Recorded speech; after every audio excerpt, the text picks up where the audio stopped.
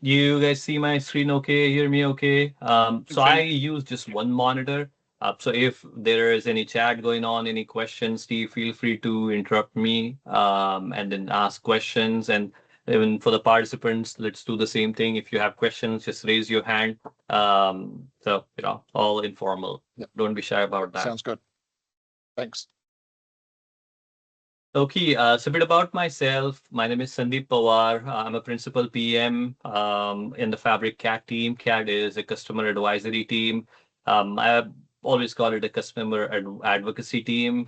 So my role is really be an advocate for our customers in the Fabric engineering org. I sit between our customers and our engineering team. And really, the role is listening to the feedback, listening to what the customers are saying, what they are liking, not liking, what can we do better, what their use cases are, and then passing that signal over to our engineering team so that they can listen to that, incorporate that in our roadmap, and then just make sure that Fabric does what it's supposed to do. And then the same thing, whatever they build, how can I take that to put it in best practices form, and then work with our customers so that they can get the most value out of Fabric. I focus specifically on the ML, AI and ML experiences within Fabric, which also include conversational analytics, which is like Copilot and data agents and so forth. I am an ex-MVP, so I used to be an MVP before I joined Microsoft. I took my MVP title away after I joined. I am also a co-organizer of the Fabric Vancouver Fabric and Power BI user group. So as some of you were joining, but chatting with Steve here, I'm not actually from Vancouver. Vancouver is in Canada, by the way. I live in Portland, US. Portland in Vancouver in the same time zone. And one of the MVPs, Perv, he's a good friend of mine. He lives in Vancouver, and he said, "Hey, can we, start a user group?" I said, "Yeah, sure." I write a blog at fabric.guru. I haven't written a blog, and I say in the last 2 months or so, just been kind of busy. But before that, I used to write at least two, three blogs a week. Hopefully, I can get back into the rhythm. I have some topics that I want to write about. And the last community project that I worked on is a fabricdataagent.com, which is an open source community hub for all things related to Fabric Data Agent.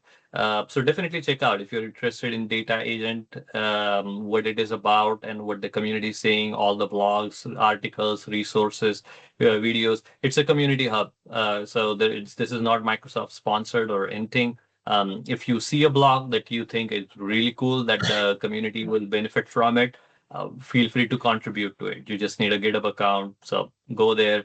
If you see a tool, a video, maybe hopefully if this is being recorded, we can put it right back into the data agent hub so that others can look at this later. Let's get into the topic here. And before we do that, maybe it would be good to have some context, right, where we are going. So I had the opportunity to speak with students from my local university here, Oregon State University, about the state of BI, AI, where it is headed. And this is a slide that I just put together just in my head, like, how we have progressed.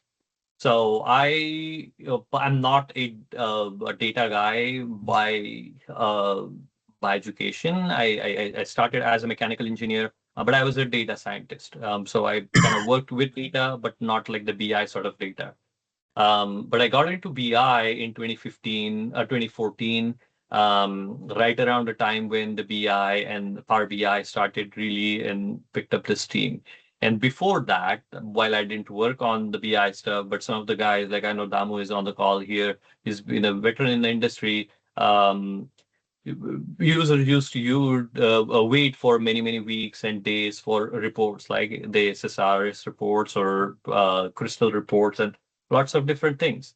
But then post Power BI, there was this BI democratization wave, right? With self-service BI, the idea was the central data team responsible for the data, and then how do we democratize that, decentralize that, so the users, common business users, have access to that, and then build some intelligence, build some sort of analytics, and then insight on top of that.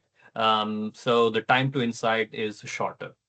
Now, fast forward to 2024, like before 2024, this is all going good. I mean, I was happy with Power BI. I started using Power BI when it was launched, and I worked on Power BI for 10 years.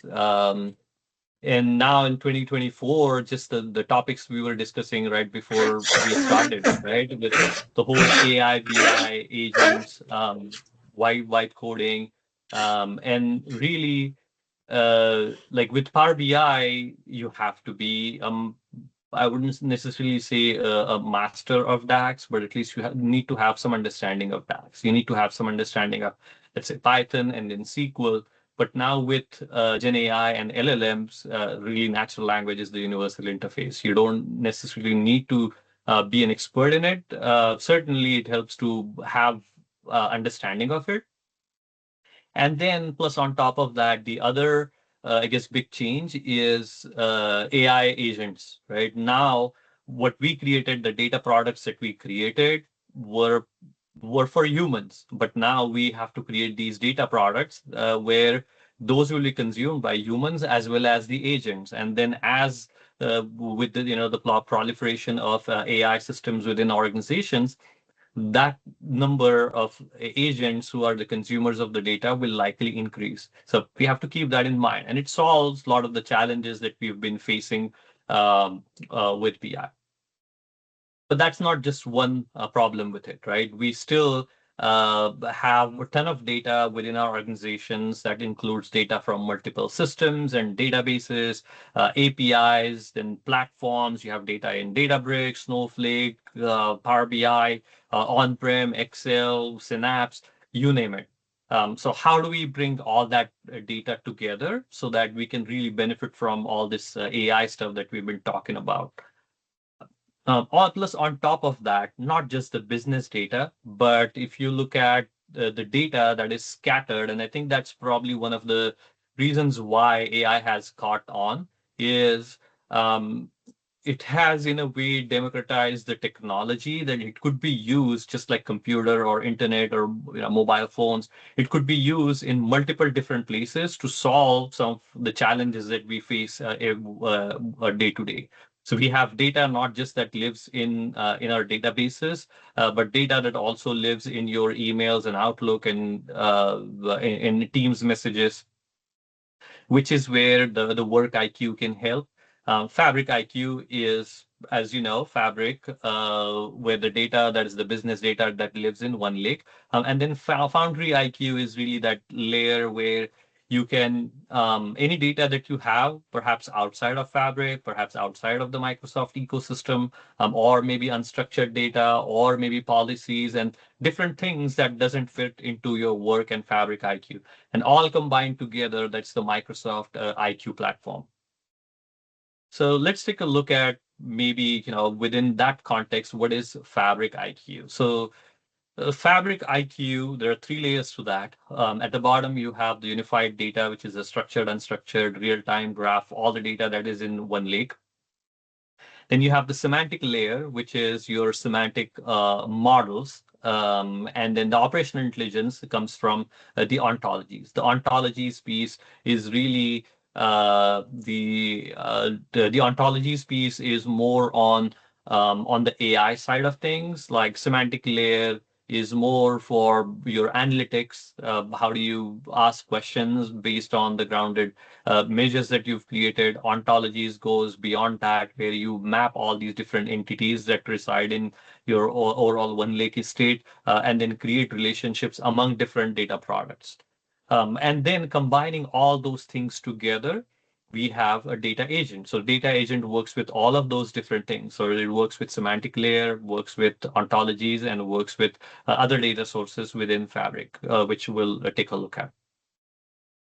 Now, the AI thing that we are talking about within Fabric context itself, we have three different, let's say, experiences, AI-powered experiences within Fabric to really accelerate your overall data journey. The first is the Copilot accelerated experience, which is I'll show that on the next slide, but is more of an assistant to you.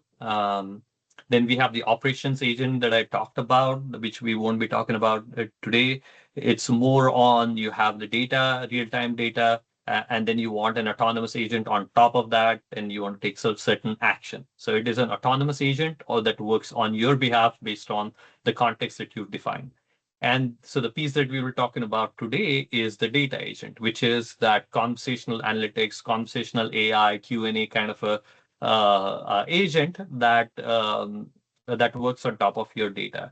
And I think the framing that probably you can keep in mind is, in a way, data agent is really that a virtual analyst or a junior analyst that you configure in some way with based on the business context, based on what the customer, your internal customer is asking for, and it works on your behalf the more as much as it can.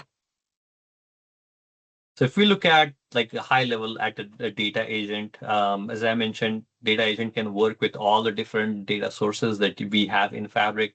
So that includes lakehouses, warehouses, semantic model, ontologies, mirror DBs, AI search, and you build a data agent, and then you consume that data agent across multiple different channels. And that's probably one of the distinguishing factors of, we go to the next slide, between, let's say, a co-pilot and a data agent. So when you hear about co-pilot and data agent, for a user who is just looking at it from an interface point of view, where their input to whatever that app is some natural language, and they get the response back, right? For them, there is no difference between them. It's still a conversational AI.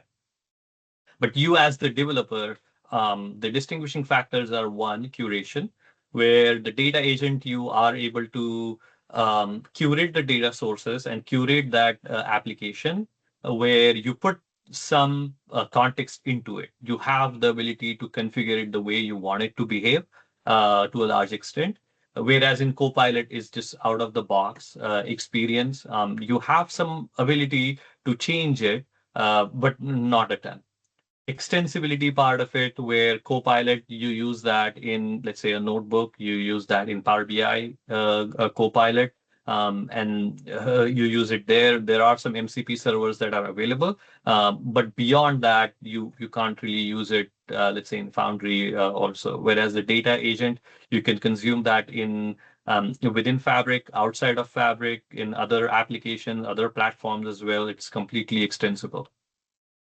Programmability, that's probably one of the distinguishing factors, where you are able to use the data agent programmatically. And one of the biggest upsides of that is you can use an SDK or an API to evaluate the data agent. You can use an SDK or API to configure the data agent to ensure that it works the way it's supposed to work. And you are able to maintain that, deploy that as almost as a code artifact. Whereas a co-pilot is more of a user experience. You go to a UX and you configure it. There is no programmability to that. And lastly, the data sources, right? With data agent, as we talked about, you can bring in any data source from one lake or outside of Fabric as well, and then land that into one lake, and then use that. Whereas the Power BI Copilot, it is a Power BI Copilot. You can't really use a lake house in a Power BI Copilot. So how do you enable the data agent? You need a Fabric capacity, but you need a paid Fabric capacity. And that's primarily because, as you may know, these days GPUs is a scarce resource. It's expensive as well. So as much as we, Fabric, would like to give our data agents to all the trial users as well, there are just so many GPUs we can use. So you have to have a paid Fabric capacity. There is no minimum capacity requirement. You can even start with F2 capacity.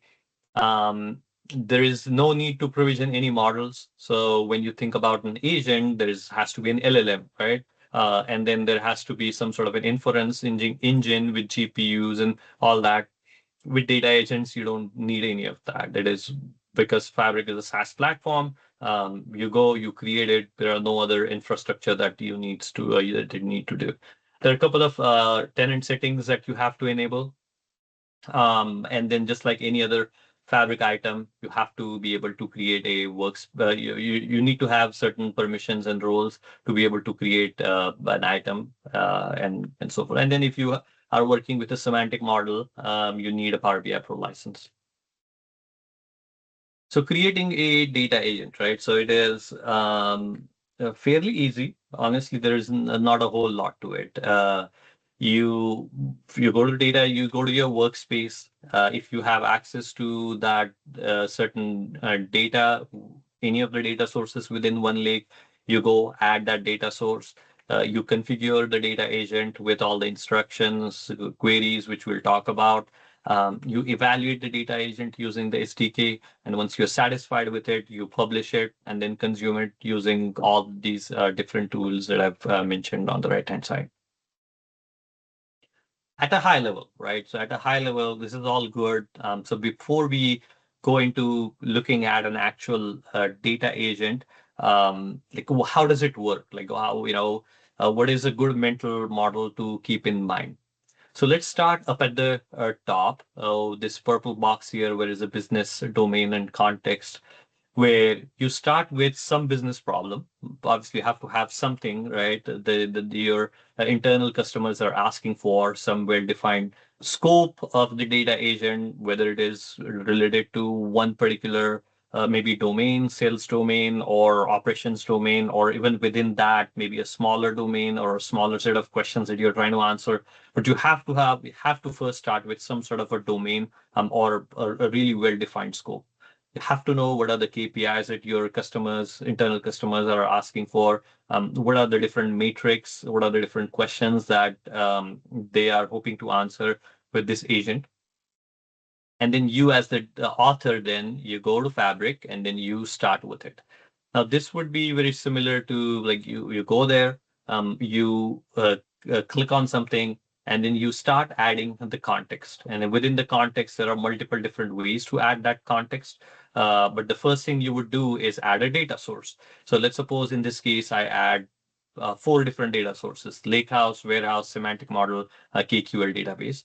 For each of those data sources, then I can define the context. I can say for this table, this is what it means. The relationship within this data schema that I've selected is this. For the warehouse, do the exact same thing. For semantic model, same thing. KQL database, same thing.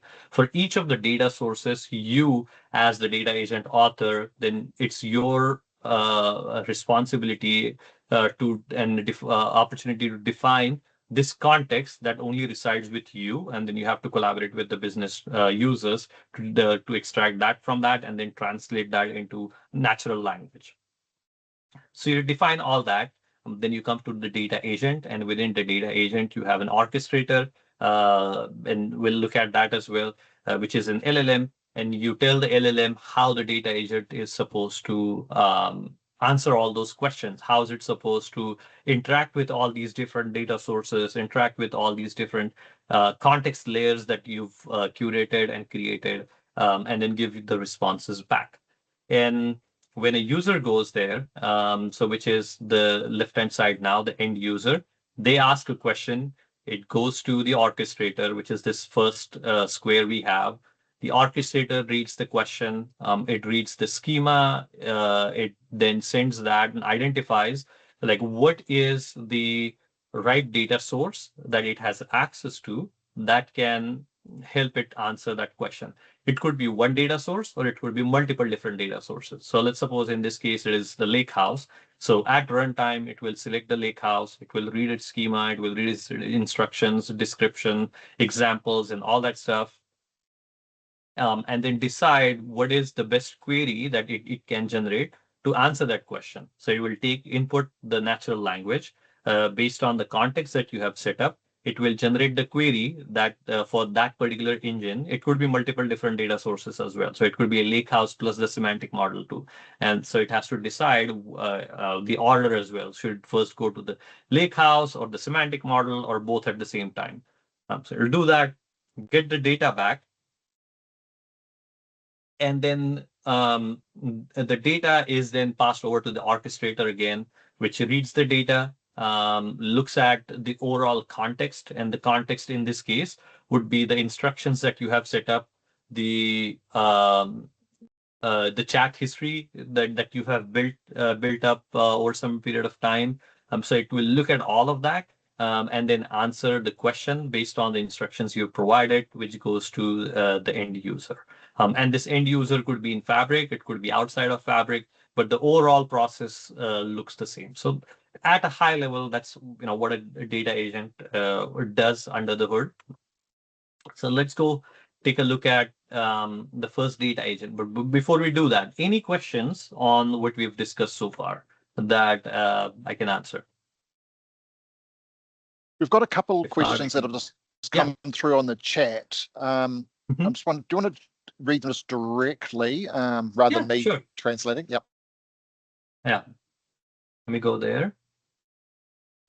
And let's take a look. So does the data agent utilize prep data for AI? Good. So we are going there. With data agent, I could combine both data that I have in semantic model, data offline in Excel. We get offline files as well, example, deadline. Okay, good question. So today, to work with an unstructured data which resides offline, there are two ways. If it is an Excel file, you can sort of bring that into the data agent by creating the table, use AI functions and all that. If you cannot do that, then you can use AI. You can use AI search, which is for AI search is in Fabric, in Foundry. So in Foundry, if you have an unstructured data, let's say policy document, PDF files, it could be in Excel as well. Convert that into a markdown. If it is a small enough file, put that in AI search. And now when you ask a question, hey, what was my deadline for this particular project? And then it will look up do a behind the scenes, it embeds all that data, creates index, and AI search, the orchestrator will go there, look at it, pull that out, get that, and then pass that as a filter into all your data. If that question or if that Excel sheet resides in your SharePoint, OneDrive, resides in your email, some sort of a Teams message, then that's where the work IQ part comes in, where then you'll have to combine a Fabric IQ, which includes a data agent. So you would include data agent as a part of Fabric IQ, combine that with work IQ, and then operationalize that using Foundry or some other means. So directly within Fabric, there is no way to use an Excel sheet. The only way you can do is you can create a data agent, and then you publish that data agent to M365 Copilot. And in M365 Copilot, you have the ability to actually add any other file, right? So you click on the plus icon, and then you point to it, either your local file or bring that from OneDrive, SharePoint, or something, and then say, hey, what is the deadline that's mentioned in that PDF? And then pass that to the data agent, and it will do the rest of the stuff. So in a way, but not directly in data agent. All right, so let's take a look at the data agent. So if I go and head over to Fabric, so let me zoom in a bit here. Okay, and then I'll go in. This is one of my workshop workspaces, and I'll just go click on new item, go to data agent, and then say this is my Wellington Fabric Data Agent. And then let's just create the data agent here.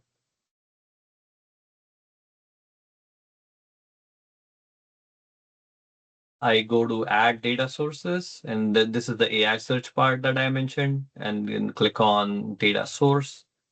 Click on, let's say, one of the semantic models I have. Click on add, and you will see that that data is added as a data source in Fabric. I added one semantic model, but there is nothing preventing me from going here and then maybe adding a event house or a lake house. So you can add up to five. Um, but actually, there is a way to add more than five as well. If you use a Python SDK, you don't have any limit. You can add as many as you want. Now, is that a good idea? Probably not. You shouldn't be doing that because as you add more, there are higher chances of hallucination. Your overall token count increases as well, so you'll be spending a lot more. So generally speaking, when you are creating a data agent, the first point that we started with, right, the scope, that is extremely important. You want to limit the scope of the data agent as much as you can. For all the reasons: latency, accuracy, cost, just the overall management and everything. And then let's just go add all the different tables that I have here. I'll just, and I can expand that, and you can see there are, columns and measures and all that good stuff. So that's it. Honestly, there's nothing else. So I've just added everything, and then I can ask a question. What was my scrap rate? So this is a manufacturing data set where, as you can see, you have lines and plants and customers, assets and purchase orders, and all that good stuff. So I'm asking a question here. Now what's happening is the orchestrator sticking it, it's going through its stuff. You can see that it is spinning its wheels. I can expand that out and then see what exactly is going on. So it went through its stuff. And now we can look at, hey, the scrap rate is 1.89. And yeah, so it gave me the response back. I can click on expand response here and click on steps completed if I want to see. And then I can see there is a DAX code that was used. I can see the output of that DAX code. So this 1.89 is the part that goes to the orchestrator, takes it, and then it gives me the answer back. You can also ask, like, what was my scrap rate for the last 3 months? Um, Show me bar chart, and let's see or what it does. But you ask a question and then you can ask it to explain as well and all that. There is up at the top in the three dots here, there is an export diagnostic. I can click on that and it will export a diagnostic file, which will include all the instructions, all the schema, all the questions and the responses, and all the details, the timestamp, and everything that you've asked for or you've configured and asked for. That will be right in there. So at build we announced this feature to show bar charts and charts and everything as well. So visualizations are now also supported. So for semantic model, and once you are done with this, we'll take a deeper look at this, but at a very high level again. Once you are done with this, you publish the data agent and you add a description, which is always a good idea, that this is a manufacturing ops data agent. And there is a toggle here for M365. You click this, and then it will publish to M365. So let's do that. And then I will click publish. I don't have M365 in that tenant, but let's hit publish. We'll go and it will be published. Now, where does it publish? It's in your workspace. But I can toggle between the two. So I can go to up at the top from draft to published. And then in the published version, you can see there, this is the data agent. So when I want to share this now back to some of my internal customers, I basically go here and then say share and then add their name. And then you have certain options. You have the options to give all the people existing access, specific people. You just share. Or do you want to give them edit and view details? Or do you want to, when you do a share, they just see the chat. they don't see the schema. Whereas when you say view details and share, they'll get schema. They'll see the schema as well as the share details. And you can apply, and then they see the data agent basically.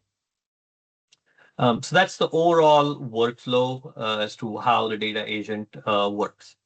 Now, the things that, at a high level, if all of this was this easy, my session here would be done and we would be on our way, right?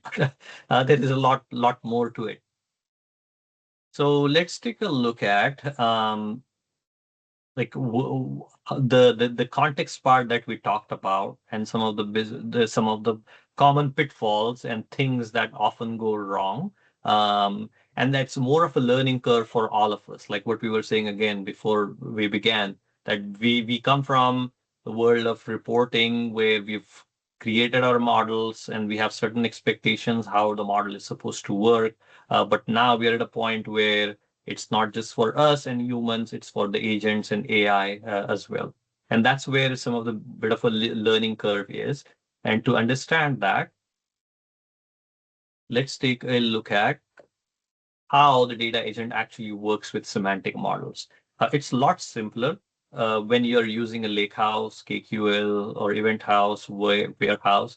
For the semantic model, it's a bit tricky, and we're trying to make that process easier for us. So you will see certain improvements that will happen, right? So when you ask a question to the user, to the data agent, so let's say my question is, what was the TMS last quarter? Let me go to the data agent and actually ask that question. So I'll go here and say, what was my TMS last quarter? And let's see what it comes back with. Haven't tried this question honestly, so I'm curious as well. Okay, cool. So it says TMS is total manufacturing scrap. And for the last quarter, if I expand this out, and then we'll get that. But interestingly, nowhere in my entire semantic model or my instructions or anywhere, I have defined what TMS actually means. So if I expand this piece out where I say, what was my TMS last quarter? This was paraphrased by the orchestrator, by the agent. Show me the total TMS as total marketing manufacturing scrap for last quarter. Um, and the agent or the LLM manufactured this total manufacturing scrap just by looking at the overall schema. Like if I show you the instructions, there are no instructions. Everything is blank. So where did this TMS come from? It came from the orchestrator, which is an LLM. So think about it this way. Let's suppose you're working in a company and you have an executive, and somebody comes to the executive and says, "Hey, what was our TMS last quarter?" The executive doesn't know what is the TMS last quarter, so he will go to maybe one of his manager, analysts, or interns, whoever. They ask them, "Hey, what was our TMS last quarter?" And he will he will just figure out what is the TMS last quarter based on the whatever the boss asks. If he doesn't know or she doesn't know, so you take that, query your semantic model, give the results back, give it to the manager or this executive. Executive will interpret based on the context that he had with that customer or the person, interpret it, and then give the result back. And this is how, in general, the data agent works with the semantic model as well. When you ask the question, it first goes to the orchestrator. Orchestrator is an LLM and whose primary responsibilities are three things. First is to paraphrase the question based on the context. So in our case, when I asked what is the TMS, it interpreted that as total manufacturing scrap, whereas it could be total marketing spend, right? Um, then it has to understand or figure out what does this last and quarter mean. Last as in like with the context that I had with the conversation history, or last as in the calendar, or last as in what? And then quarter, is it a financial quarter? Is it a calendar quarter? That's where the orchestrator instructions come in. And the sole purpose of the orchestrator is to figure out how to paraphrase that question that was asked by the user. And then two, what is the schema, and then how to route that question. If I add multiple different semantic models, multiple different data sources, which of those data sources can best answer that question? In our case, I have just one semantic model. So the orchestrator takes that question, paraphrases it as like what we saw, what to show me the total manufacturing scrap. And it's the only thing that is sent over to the DAX generation tool, the intern part. The intern then takes that question, and there is another LLM. We call that as a tool. And this tool's job is to again query the semantic model, query what does the schema look like? Are there any reports attached to that semantic model? If there are reports, then what do the visuals look like? In the prep for AI, what are the instructions, verified answers, and all the context that you set up there, as well as the semantic model schema, including the description, synonyms, and all that good stuff. And then it takes a look at that, and then it generates a DAX query, and then that DAX query is used to send it over to the semantic model, query the semantic model, get the data, and then that data is again sent back to the orchestrator, and the orchestrator then responds back that, hey, the total marketing spend or total manufacturing scrap in our case for 3 years is 45,898. But what if we want to change that behavior, right? Now, in our case, I don't know if I ask the same question, if it will say total manufacturing spend or what will it say? Let's give it a try. So what was my TMS last quarter? Uh, and let's see what it comes back with. Okay, so this time it didn't even translate anything. It will likely get there is no data because there is no TMS in this case. But I'm curious now. Yeah, see, there you go. There is no manufacturing score. It interpreted that manufacturing score. So how do we define this? We can go to the agent instructions and then say um, the TMS in this case.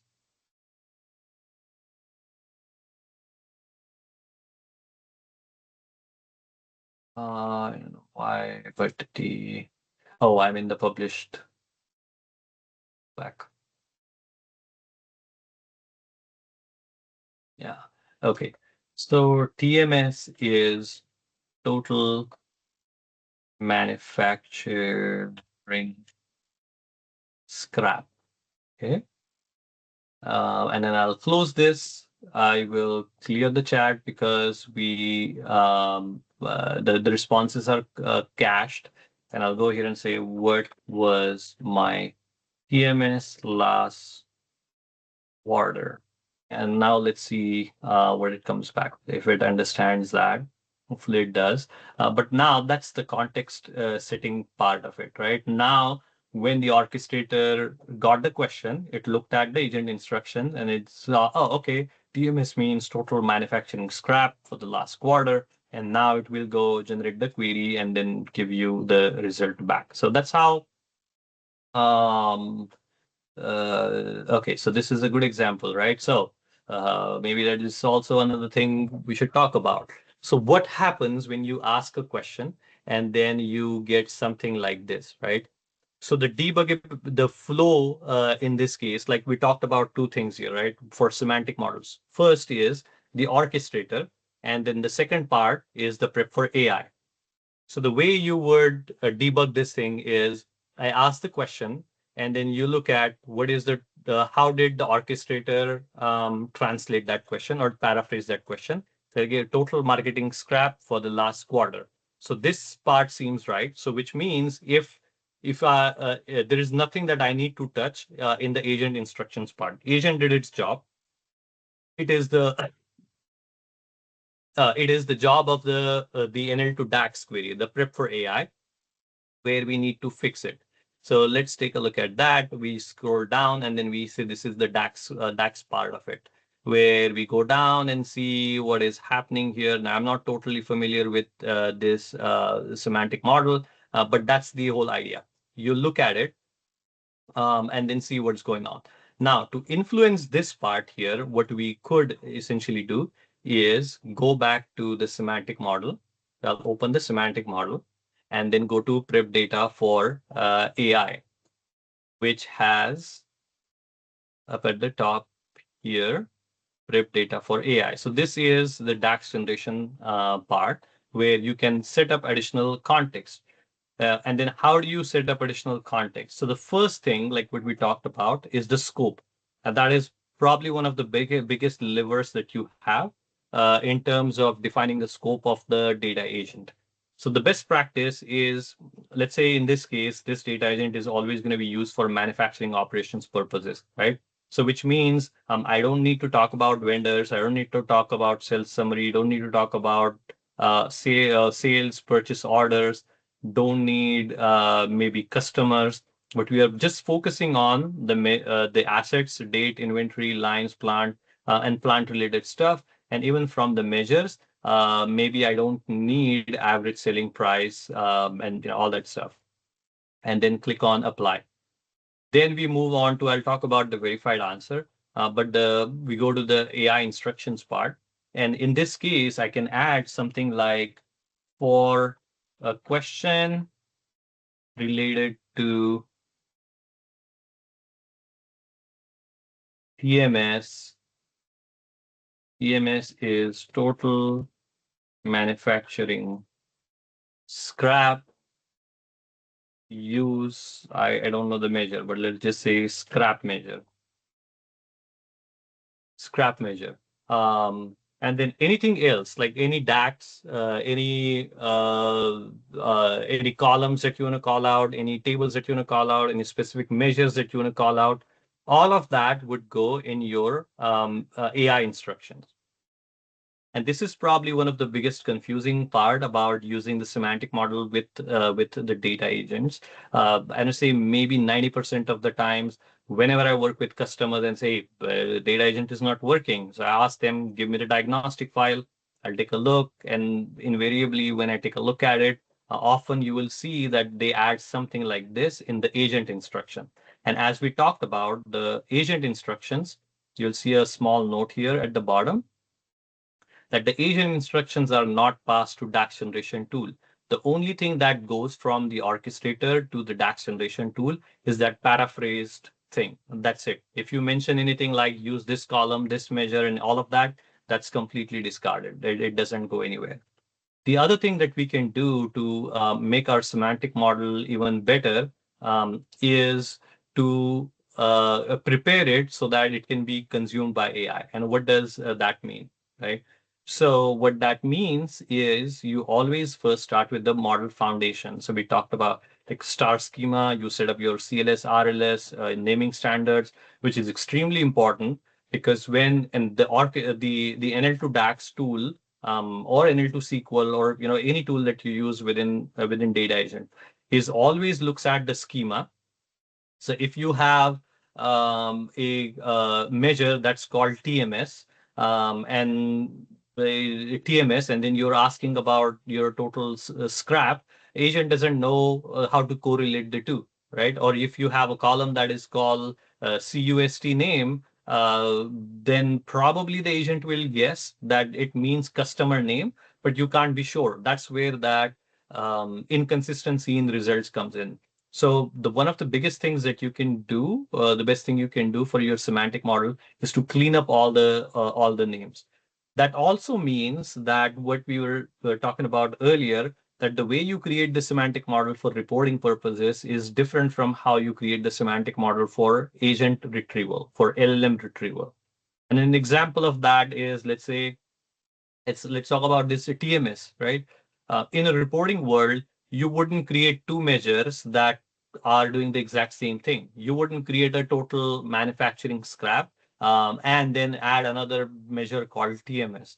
But the consumer of the data agent semantic model in this case is humans plus the agent, right? And the agent is going to look at the schema name. So if you add another measure called TMS and another one duplicate measure called total marketing manufacturing scrap, Now your chances of the agent picking one of that just went up based on whichever term the agent is using. You can all a user is using. Now you can always add synonyms. You can always add descriptions, which helps too. But there are cases where modifying your overall model so that it works better with for LLM is much better. So again, another example is if you have a column called is weekend, maybe add another column called is weekday. Both are the exactly the same thing, just inverse of the other. But if the question is related to day, the LLM can pick one versus the other. In the DAX measures, create the DAX measure, but name the DAX measures really well. Um, in the DAX measure itself, you can add the DAX measure like natural language description of the DAX, but just note that the agent doesn't read the DAX itself. It only reads at the description and only reads at the schema. So for your own understanding and for understanding of other humans in your teams, you can add the description or comments essentially in your DAX measures. But just know that so people think that you can add that and somehow the agent will understand. The description, synonyms, hierarchies, and tabular object models and all that, right? So for that one, you can actually use AI. So I don't know if you noticed it, but one of my favorite things that was announced just yesterday was this Copilot button that you see up at the top. Now notice that note that this is not a reporting Copilot. You don't ask like what was my TMS kind of a question. This is not a conversational AI Q&A thing. This is a what we call that as a modeling Copilot. So here I can say, do I have columns without measures? And then it will go and then actually scan the model and then give you the stuff back. And this is really great for making your semantic model ready for AI. This is one way. The other way is you can use skills for AI, skills for Fabric, which I already have loaded here, where I can go and say, I can put a link in the chat, or if somebody already has a link handy, you can put it in the chat for others.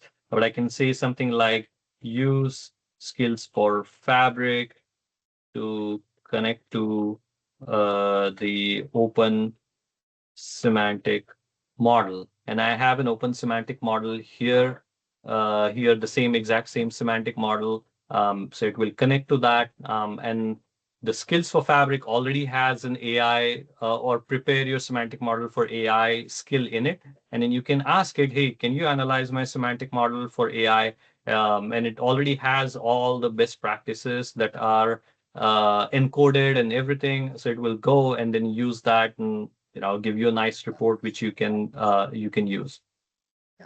So in this case, it gave me the columns back where it don't have the description, and I can ask it to add the description. The thing to keep in mind in this case again, the descriptions for the schema that you are entering here are more for the LLM retrieval, not for human. So what does that mean? It means that you don't add something like, let's say this is the amount column.